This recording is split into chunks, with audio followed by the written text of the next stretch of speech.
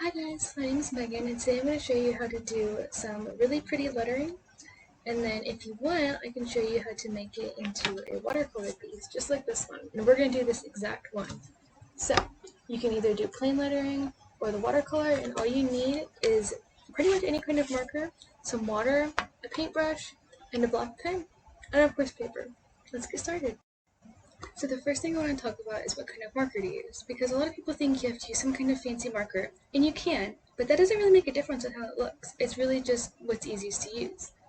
In fact, you can actually use a good old Corel marker, because you see how it's like fatter at the bottom, it's got a little small point. That's all you need for lettering. That's really it. So you can use something, this one's called a brush marker, because it kind of resembles using a paintbrush. Because you can see the same thing, it's fatter at the bottom and a little bit skinnier at the top, and that's how you get those really pretty lines in your letters. This one's a little bit harder to use, but it does make really pretty art. My personal favorite is called a Chisel Tip, so it's kind of like squared off, which makes it really easy to letter with because it's square, and then it's really thin at the top, so it's super easy to use. It's basically just like a highlighter. Okay, so the first thing you want to do is cover your workspace, because in case you get marker on something, or if you want to do the watercolor style, it's going to bleed through your paper. So you definitely want to have at least another piece of paper, or a placemat, or newspaper, or something under your papers. So you can either, I'm going to show you guys how to do the watercolor, or if you want to just do the lettering and learn how to letter, that's totally fine too. It's still going to be beautiful. So for this video, I'm going to use the Chisel Tip, just because that's my personal favorite. And it's easy to find and it's easy to use. It's honestly the easiest to use. And then since I'm going to be showing you guys the watercolor, I'm using a light color. That way I can draw over it with other markers. So let's do happy holidays. So first thing you're going to do is, if you want to, you can always trace it out in pencil. First thing, like I said, there's a skinny part. The top of the marker is skinny. And then if you pull it to the side, it's like a highlighter. So we're going to really use that. So on the first part of our little cursive H, we have a loop, and we're just going to draw a little, almost like a comma, but we're starting at the bottom. So there we have a little comma at the bottom. And then we're going to take the marker, and we're just going to do like a little small turn, just so that the fat part of the marker is facing down instead of the little skinny tip. So you just kind of rotate it just a little bit. And then you're going to touch back down where you left off at the top, and you're going to draw a line about twice as big, and you're going to curve it just a little bit. And so now we have this. It almost looks like a little bunny ear. So then we're going to turn our marker again back to where it was, to a little skinny tip. We're going to start at the bottom, and we're going to do a little arch that doesn't quite reach up to the little bunny ear, just a little bit. And then we're going to go back to our fat side of our marker. We're going to connect it to this new little line, and we're going to curve it back down. So now we have a fancy looking H. So at the bottom of our H, we're going to draw a little tail that goes about halfway up the line, just a little tail.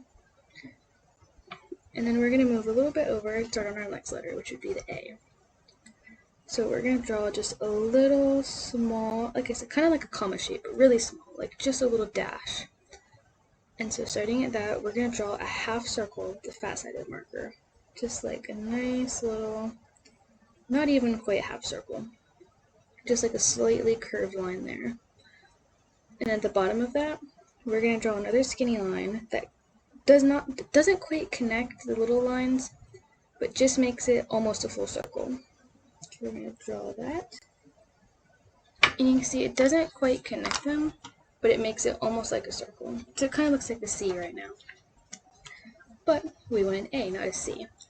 So in order to do that, we take the fat side of our marker again, and we're going to connect it to the bottom part of the circle, and we're going to just draw a nice little straight line that goes just past the bottom of the circle, just like that, almost like a little tail. Then we're going to draw another little skinny tail on the bottom, the skinny side of the marker. Okay, it's nice and curved. And now we have our H and our A. And if you want to, you can go back and draw another little skinny line and connect these two letters. So we're going to go back and we're going to connect those. So now there's a connected. And I'm going to start on the rest of the letters, and I'll speed it up a little bit, that way you don't have to watch. But if you want to see it again, you can always rewind the video, watch it as many times as you need. Alright, now I finished my letters, and I'll let y'all see it. So this is my final product. And if you want to stop here, and this is how you want it to look, that's totally fine. I think it would be really cool. But if you want to add a little bit more, I'll show you how to do that too. Okay, so if you do decide that you want to add a little bit more, and by that, I mean we're going to make it watercolor. It's going to be really cool. You are going to need a little bit more help.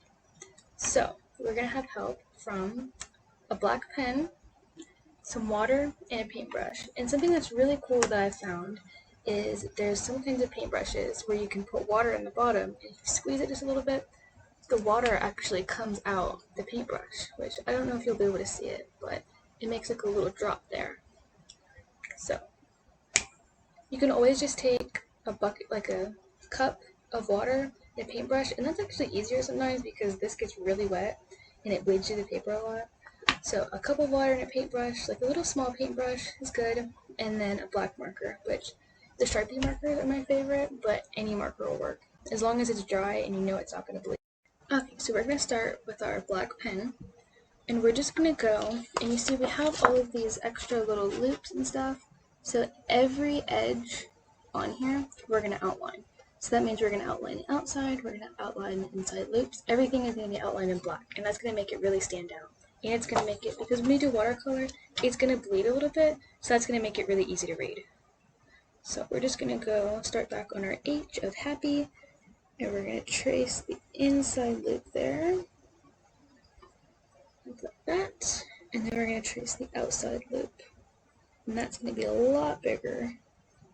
It doesn't have to be perfect, because once we watercolor it, you're really not going to see, like, even here. I don't know if you'll be able to see it, but even, I went a little bit inside the lines, and it's not perfect, but once we brush it over with water, you'll never even notice. So don't worry about making it perfect. It'll be just fine. We trace every line. So I'm almost done with the H, and this really shouldn't take that long. Alright, so this is what it should look like when you're done. See, every part of it is outlined, and then we're just going to do that with all the rest of the letters.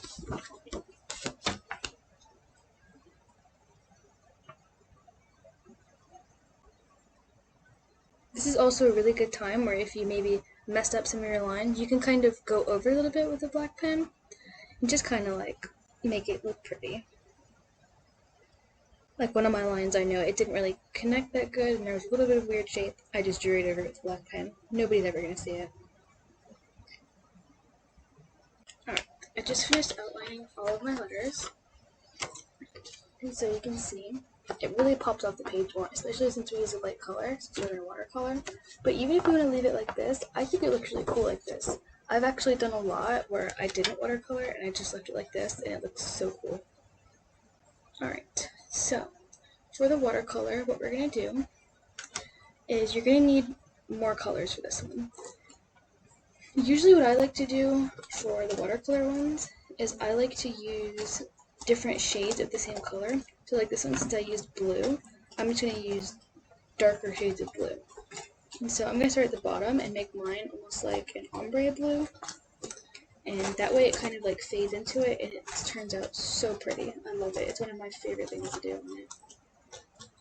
I've done some with different colors, and they kind of tend to bleed together and make like a weird brown mess. And so that's not really what we want. So I'm going to be using the same shades of different colors. And so I've got like an indigo kind of color, and then more of like a dark turquoise color. And so what we're going to do with these ones, and this is probably the easiest part, is with your darkest color. So let me make it a little bit closer to here. So with your darkest color, you're just going to imagine there's like a straight line across the bottom of your letters, and you're just going to make little, like the bottom of your letters, that dark color. So imagine there's like a straight line going from the bottom of the Y all the way through the bottom of the H. So it's not going to be the same on every letter, but that way when you look at the whole thing, it looks like it's just been dumped in color. It's really pretty. So we're just going to do a little small line on the bottom of the H, just kind of color it in. And then we're going to do it over here.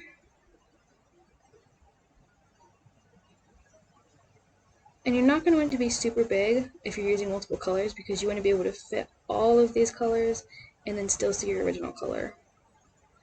So we're going to put all of these on here. And like I said, on the Y there's going to be a lot more color just because it's a longer letter. And so if you look now, it looks like there's a straight line going across the bottom of the letters. We're going to do the same thing on holidays.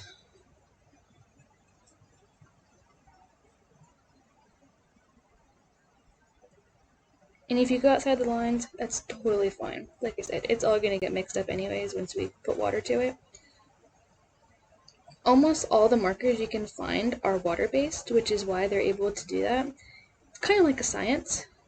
Because they're water-based, when you put water to them, it kind of breaks it apart almost. And that's how they're able to mix together.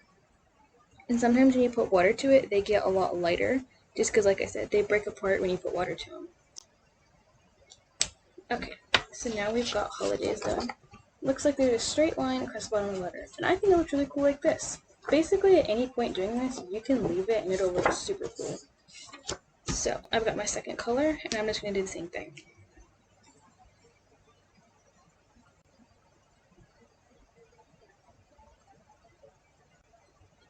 Okay, so now I've done my second letter, and then it already almost has like the ombre effect, but once we add water to it, it's going to get way cooler. So now we already have the second color, and again, it looks like there's a line going across. It's pretty even. So now comes the hard part. So this is definitely when you want to make sure you have another piece of paper, or two. I might even do two because it tends to bleed a lot, just because you're putting water on paper, and I'm using thick cardstock, but it still comes through a lot. So paper, placemat, anything. So, like I said, you can either use paintbrush and water, or I have this little nifty one that has water in it. So what you're going to do is get your paintbrush wet, but not super wet, and it's easy to have like a paper towel or a sponge. I like sponges a lot for this, handy, because you don't want it to be soaking wet. So I'm going to squeeze out a little bit of water. I'm going to kind of like pat it off a little bit so it's wet to the touch, but not like soaking wet. So then I'm just going to go over where the two different colors meet, and I'm just going to brush it. I'm just going to do little short strokes, and I'll turn a little bit so you can see it. I'm just going to do little short brush strokes and almost like scrub it, but not super hard because you don't want to mess up your paintbrush. But just make it so that the colors are blending, and you'll be able to see it really fast, especially if you do it in one sitting, because your ink is not completely dry. So just like I did, if you sit and do it all at once, and you don't have to, it's just going to be easier to blend if you sit and do it all at once. Like that. So you can already see in my H there, the colors are completely blended, and it's really cool. So it's hard to get in the little skinny parts, which is why I recommend using a small paintbrush or one like this that's pointed at the end. But just get in there and just really focus on where the different colors meet each other. Just make sure it looks nice and even, and it'll look like you're using different colored pens, but it's all gonna look like one thing. So I'm almost done with my first H. Just gonna give it one last big brush. Make sure that's nice and light.